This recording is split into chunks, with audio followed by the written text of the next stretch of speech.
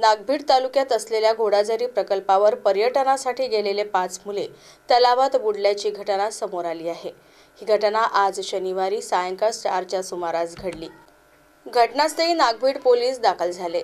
5 मुले ही जिल्ह्यातीलच चिमूर तालुक्यातील साडगाव कोलारी येथील होती। जनक गावंडे, यश गावंडे, अनिकेत गावंडे, तेजस गावंडे व तेजस ठाकरे अशी तलावात बुडलेल्या मुलांची नावे आहेत। यापैकी 2 सख्खे भाऊ असून 2 चुलत भाऊ आहेत। हे 4 जण गावंडे कुटुंबातीलच आहे, तर एका मित्राचा समावेश आहे। घोडाझरी या ठिकाणी ब्रिटिशकालीन तलाव आहे। तलाव व पर्यटन स्थळ असल्यामुळे येथे बारमाही पर्यटकांची गर्दी असते। शनिवारी आणि रविवारी तलावावर बाहेरून पर्यटक येतात। आज शनिवारी चिमूर तालुक्यातील साडगाव कोलारी येथील 6 मुले पर्यटनासाठी आली होती। दुपारपासून त्यांनी घोडाझरी तलावावरील पर्यटनाचा आनंद घेतला। त्यानंतर सायंकाळी 4च्या सुमारास नळ पाणी पुरवठा योजनेच्या विहिरी असलेल्या परिसरात 6 मुले पोहण्याकरिता तलावात उतरली।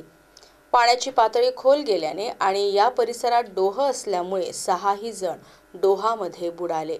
यापैकी आर्यन हेमराज हिंगोली हा 16 वर्षाचा मुलगा कसाबसा वाचला, तर उर्वरित जनक किशोर गावंडे, यश किशोर गावंडे, अनिकेत यशवंत गावंडे, तेजस बालाजी गावंडे, तेजस संजय ठाकरे हे 5ही मुले तलावात बुडाली। सर्व मुले 18 ते 22 वर्ष वयोगटातील आहेत। तलावातून वाचून बाहेर आलेल्या मुलांनी ही घटना घटनास्थळी असलेल्या नागरिकांना सांगितली।